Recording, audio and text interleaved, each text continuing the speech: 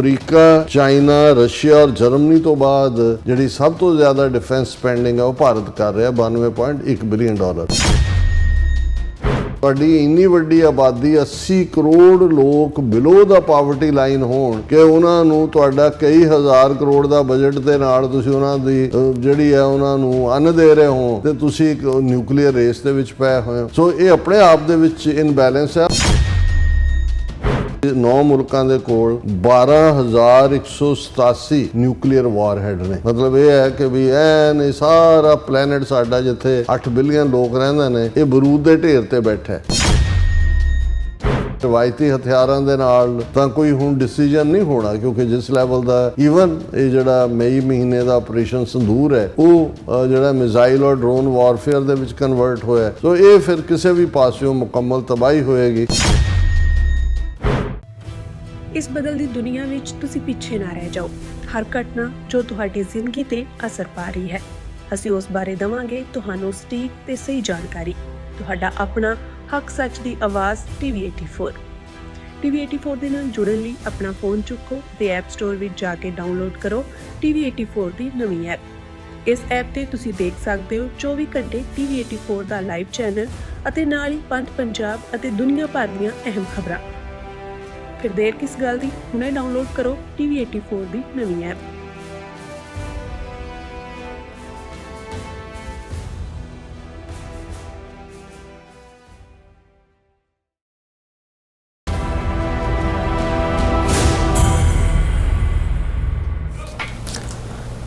Viewers welcome back to programme. So viewers ਗੱਲਬਾਤ ਕਰਨ ਜਾ ਰਹੇ ਹਾਂ ਕਿ ਦੁਨੀਆ ਦੀ ਮੰਨੀ ਪਰਮੰਨੀ ਸੰਸਥਾ SPRI ਨੇ ਆਪਣੀ ਤਾਜ਼ਾ ਰਿਪੋਰਟ ਵਿੱਚ ਇਹ ਪ੍ਰਗਟਾਵਾ ਕੀਤਾ ਹੈ ਕਿ ਭਾਰਤ ਆਪਣੀ ਫੌਜ ਤੇ 92 ਬਿਲੀਅਨ ਡਾਲਰ ਤੋਂ ਜ਼ਿਆਦਾ ਖਰਚ ਕਰਦਾ। ਸੋ SPRI ਦੀ ਰਿਪੋਰਟ ਅਨੁਸਾਰ ਵਰ੍ਹਾ 2026 ਵਿੱਚ ਭਾਰਤ ਨੇ ਆਪਣੇ ਨਿਊਕਲੀਅਰ ਜ਼ਖੀਰੇ ਵਿੱਚ ਵਾਧਾ ਕੀਤਾ ਹੈ। ਸੋ ਇਸ ਵੇਲੇ ਭਾਰਤ ਕੋਲ 190 ਦੇ ਕਰੀਬ ਨਿਊਕਲੀਅਰ ਵਾਰਹੈਡ ਹਨ। ਇਸ ਹਿਸਾਬ ਨਾਲ ਭਾਰਤ ਦੁਨੀਆ ਦਾ ਫੌਜ ਤੇ ਖਰਚ ਕਰਨ ਵਾਲਾ 5ਵਾਂ ਵੱਡਾ ਦੇਸ਼ ਬਣ ਗਿਆ ਹੈ। ਸੋ ਇਹ ਸਭ ਸਾਡੇ ਖਿੱਤੇ ਵਿੱਚ ਜੰਗੀ ਮਾਹੌਲ ਸਿਰਜਣ ਲਈ ਜਿਹੜਾ ਉਸ ਦੀ ਤਿਆਰੀ ਹੈ। ਸੋ ਇਸ ਬਾਰੇ ਆਪਾਂ ਗੱਲਬਾਤ ਕਰਨ ਜਾ ਰਹੇ ਹਾਂ। ਸੋ ਅਸੀਂ ਚਾਹਾਂਗੇ ਕਿ ਤੁਸੀਂ ਇਸੇ ਤਰ੍ਹਾਂ ਬਣੇ ਰਹਿਣਾ, ਦੇਖਣ ਸੁਣ ਲਈ ਐਂਡ ਲਿਖਣ ਲਈ। ਤੁਹਾਡਾ ਸਭ ਦਾ ਬਹੁਤ ਬਹੁਤ ਧੰਨਵਾਦ ਜੀ। ਡਾਕਟਰ ਸਾਹਿਬ ਕੀ ਵਿਚਾਰਾਂ ਨੇ? ਦੇਖੋ 1974 ਦੇ ਵਿੱਚ ਜਦੋਂ ਇੰਦਰਾ ਗਾਂਧੀ ਨੇ ਰਾਜਸਥਾਨ ਦੇ ਪੋਖਰਾਨ ਖੇਤਰ ਦੇ ਵਿੱਚ ਐਟਮ ਧਮਾਕਾ ਕੀਤਾ, ਨਿਊਕਲੀਅਰ ਪਾਵਰ ਬਣਿਆ ਔਰ ਉਸ ਵੇਲੇ ਅਮਰੀਕਾ ਦੇ ਭਾਰਤ ਦੇ ਵਿੱਚ ਐਂਬੈਸਡਰ ਸਨ ਪੈਟਰਿਕ ਮੋਨੇਹਨ, ਜਿਹੜੇ ਬਾਅਦ ਦੇ ਵਿੱਚ ਨਿਊਯਾਰਕ ਦੇ ਸੈਨੇਟਰ ਵੀ ਰਹੇ, ਬਾਅਦ 'ਚ ਰਹੇ ਜਾਂ ਪਹਿਲਾਂ ਰਹੇ ਪੈਟਰਿਕ ਮੋਨੇਹਨ। ਉਹਨਾਂ ਨੇ ਕਿਤਾਬ ਵੀ ਲਿਖੀ, ਉਹਨਾਂ ਦਾ ਕਿਤੇ ਆਰਟੀਕਲ ਵੀ ਸੀ ਇਸ ਸੰਬੰਧੀ। ਸੋ ਉਹਨਾਂ ਨੇ ਕਿਹਾ ਕਿ ਵੀ ਮੈਂ ਇੰਦਰਾ ਗਾਂਧੀ ਨੂੰ ਇਹ ਕਿਹਾ ਕਿ ਵੀ ਇਹ ਤੂੰ ਗਲਤ ਕੀਤਾ।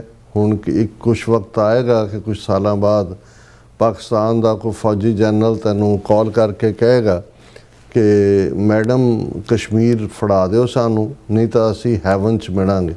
ਮਤਲਬ ਇਹ ਸੀ ਕਿ ਹੁਣ ਜੇ ਇੰਡੀਆ ਨਿਊਕਲੀਅਰ ਪਾਵਰ ਬਣਿਆ, ਪਾਕਿਸਤਾਨ ਵੀ ਨਿਊਕਲੀਅਰ ਪਾਵਰ ਬਣੇਗਾ ਔਰ ਅਲਟੀਮੇਟਲੀ ਕਿਉਂਕਿ ਜੰਮੂ ਕਸ਼ਮੀਰ ਦਾ ਮੁੱਦਾ ਬੋਨ ਆਫ ਕੰਟੈਂਸ਼ਨ ਸੀ, ਡਿਸਪਿਊਟਡ ਟੈਰੀਟਰੀ। ਖੁਦ ਨਹਿਰੂ ਇਸ ਇਸ਼ੂ ਨੂੰ UN ਸਿਕਿਉਰਿਟੀ ਕਾਉਂਸਲ 'ਚ ਲੈ ਕੇ ਗਿਆ ਸੀ ਕਿ ਵੀ ਇਹ ਨਿਊਕਲੀਅਰ ਹਥਿਆਰ ਜਿਹੜੀ ਪਹਿਲਾਂ ਟ੍ਰੈਡੀਸ਼ਨਲ ਰਵਾਇਤੀ ਹਥਿਆਰਾਂ ਦੀ ਦੌੜ ਇੰਡੀਆ ਔਰ ਪਾਕਿਸਤਾਨ ਸੀ, ਇੰਡੀਆ ਸੋਵੀਅਤ ਯੂਨੀਅਨ ਤੋਂ ਲੈ ਰਿਹਾ ਸੀ, ਪਾਕਿਸਤਾਨ ਅਮਰੀਕਾ ਤੋਂ ਲੈ ਰਿਹਾ ਸੀ, ਕਿ ਵੀ ਇਹ ਹੁਣ ਨਿਊਕਲੀਅਰ ਰੇਸ ਦੇ ਵਿੱਚ ਬਦਲ ਜਾਏਗੀ। ਵੀ ਇੰਡੀਆ ਨੇ ਕਰ ਲਿਆ, ਪਾਕਿਸਤਾਨ ਕਰੇਗਾ ਔਰ ਐਗਜ਼ੈਕਟਲੀ ਉਵੇਂ ਹੀ ਹੋਇਆ। ਪਾਕਿਸਤਾਨ ਨੇ ਜਦੋਂ ਇੰਡੀਆ ਨੇ ਕੀਤਾ, ਭੁੱਟੋ ਪ੍ਰਾਈਮ ਮਿਨਿਸਟਰ ਬਣੇ ਪੋਸਟ ਬੰਗਲਾਦੇਸ਼ ਵਾਰ ਸਿਨੇਰੀਓ ਸਕੂਤੇ ਢਾਕਾ ਤੋਂ ਬਾਅਦ, ਔਰ ਇਸ ਦੇ ਉੱਤੇ ਫਿਰ ਭੁੱਟੋ ਨੇ ਆਪਣੇ ਸਾਇੰਟਿਸਟ ਔਰ ਇਸਲਾਮਿਕ ਮੁਲਕ ਉਹਨਾਂ ਸਾਰਿਆਂ ਦੀ ਮਦਦ ਦੇ ਨਾਲ ਜਿਹੜਾ ਨਿਊਕਲੀਅਰ ਪ੍ਰੋਗਰਾਮ ਆਰੰਭਿਆ ਉਹ 1998 ਦੇ ਵਿੱਚ ਜਿਹੜਾ ਹੈ ਉਹ ਸਿਰੇ ਚੜ੍ਹਦਾ। ਔਰ ਜਦੋਂ ਭਾਰਤ ਨੂੰ ਇਹ ਲੱਗਦਾ ਸੀ ਕਿ ਵੀ ਪਾਕਿਸਤਾਨ ਦਾ ਨਿਊਕਲੀਅਰ ਪ੍ਰੋਗਰਾਮ ਤਾਂ ਇੱਕ ਬਲਫ ਹੈ, ਅਟਲ ਬਿਹਾਰੀ ਵਾਜਪਾਈ ਪ੍ਰਾਈਮ ਮਿਨਿਸਟਰ ਬਣਿਆ, ਉਹ ਤਾਂ ਦਬਾਅ ਬਣਾਉਣਾ ਚਾਹੁੰਦੇ ਸੀ ਜੰਮੂ ਕਸ਼ਮੀਰ ਦੇ ਮੁੱਦੇ ਤੇ, ਲੇਕਿਨ ਉਹਨਾਂ ਦਾ ਜਿਹੜਾ ਭੁਲੇਖਾ ਦੂਰ ਹੋ ਗਿਆ। ਔਰ ਜੇ ਭਾਰਤ ਨੇ 5 ਧਮਾਕੇ ਕੀਤੇ, ਇਹੀ ਮਈ ਦਾ ਮਹੀਨਾ ਸੀ, ਜ਼ਿਕਰ ਵੀ ਕੀਤਾ ਸੀ, ਤਾਂ ਪਾਕਿਸਤਾਨ ਨੇ ਆਲਮੋਸਟ 2 ਹਫ਼ਤੇ ਬਾਅਦ 6 ਧਮਾਕੇ ਕਰਕੇ ਆਪਣੇ ਆਪ ਨੂੰ ਨਿਊਕਲੀਅਰ ਪਾਵਰ ਬਣਾ ਦਿੱਤਾ। ਔਰ ਬਾਅਦ ਦੇ ਵਿੱਚ ਇਹ ਵੀ ਬੜਾ ਕਲੀਅਰ ਹੈ। ਔਰ ਇਸ ਸਾਰੇ ਦੇ ਉੱਤੇ ਕਿਉਂਕਿ ਦੁਨੀਆ ਦੇ ਵਿੱਚ ਸੰਸਥਾਵਾਂ ਜਾਂ ਥਿੰਕ ਟੈਂਕ ਨੇ ਜਿਹੜੇ ਮੋਨੀਟਰ ਵੀ ਕਰਦੇ ਨੇ ਕਿ ਦੁਨੀਆ ਦੇ ਵਿੱਚ, ਕਿਉਂਕਿ ਇਹ ਕੋਈ ਹੁਣ ਉਹ ਸੈਕੰਡ ਵਰਲਡ ਵਾਰ ਵੇਲੇ ਐਟਮ ਬੰਬ ਟਾਈਪ ਗੱਲ ਨਹੀਂ ਹੈ।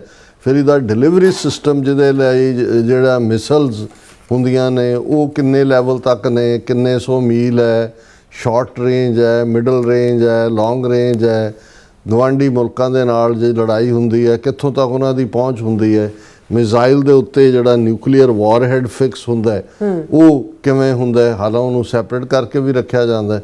ਲੇਕਿਨ ਦੁਨੀਆ ਦੀਆਂ ਉਹ ਸੰਸਥਾਵਾਂ ਜਿਹੜੀਆਂ ਇਸ ਦੇ ਉੱਤੇ ਅੱਖ ਰੱਖਦੀਆਂ ਨੇ, ਉਹਨਾਂ ਦੇ ਵਿੱਚ ਪ੍ਰੋਮੀਨੈਂਟ ਜਿਹੜਾ ਇੱਕ ਥਿੰਕ ਟੈਂਕ ਹੈ, ਉਹ ਇੱਕ ਰੈਪਿਊਟਡ ਸੰਸਥਾ ਵੀ ਹੈ ਜਿਸ ਦੀ ਐਬਰੀਵੇਸ਼ਨ ਸਿਪਰੀ ਹੈ, ਲੇਕਿਨ ਇਸ ਦਾ ਫੁੱਲ ਨੇਮ ਹੈ Stockholm international piece research institute.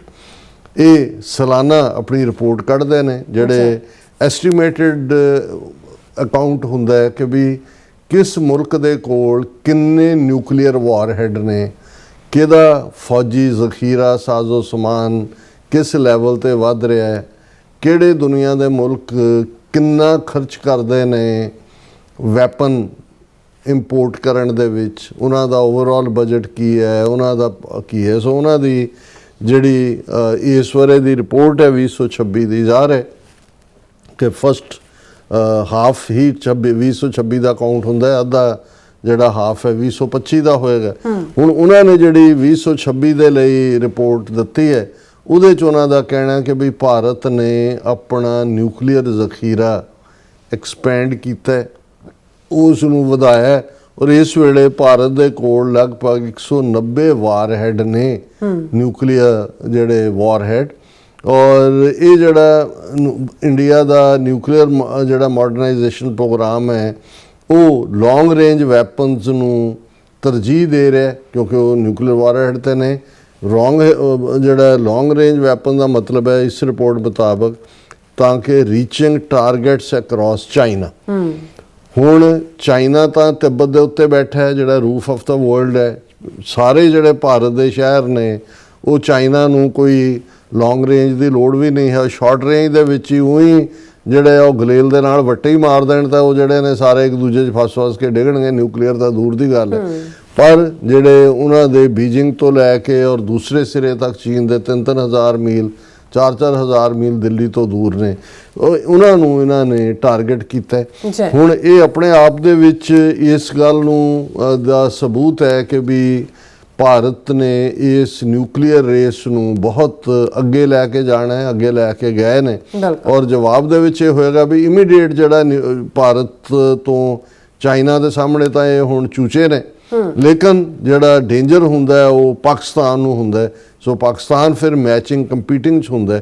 ਔਰ ਈਵਨ ਇਸ ਦੇ ਵਿੱਚ ਵੀ ਜਿਹੜਾ ਇਹਨਾਂ ਨੇ ਦੂਸਰੇ ਮੀਡੀਆ ਨੇ ਵੀ, ਉਹਨਾਂ ਦੀ ਭਾਰਤੀ ਨਿਊਜ਼ ਏਜੰਸੀ PTI ਨੇ ਰਿਪੋਰਟ ਕੀਤਾ, ਉਹਦੇ 'ਚ ਉਹਨਾਂ ਨੇ ਇਹ ਕਿਹਾ, ਕਿਉਂਕਿ ਰਿਪੋਰਟ ਸਿਪਰੀ ਦੇ ਵਿੱਚ ਜਿੱਥੇ 190 ਵਾਰਹੈਡਸ ਦੀ ਗੱਲ ਕੀਤੀ, ਉੱਥੇ ਉਹਨਾਂ ਨੇ ਕਿਹਾ ਕਿ ਵੀ ਜਿਹੜਾ ਭਾਰਤ ਸਾਲਾਨਾ $92.1 ਬਿਲੀਅਨ ਜਿਹੜਾ ਉਹ ਫੌਜੀ ਸਾਜ਼ੋ ਸਮਾਨ ਦੇ ਉੱਤੇ, ਫੌਜ ਦੇ ਉੱਤੇ ਸਪੈਂਡ ਕਰਦਾ ਹੈ, ਜਿਹੜਾ ਲਾਰਜੈਸਟ ਸਭ ਤੋਂ ਵੱਡਾ 5ਵਾਂ ਮੁਲਕ ਹੈ ਜਿਹਦਾ ਇੰਨਾ ਵੱਡਾ ਬਜਟ ਹੈ ਫੌਜ ਦੇ ਉੱਤੇ ਜਾਂ ਹਥਿਆਰਾਂ ਦੀ ਬਰਾਮਦ ਦੇ ਉੱਤੇ, ਇੰਪੋਰਟ ਦੇ ਉੱਤੇ।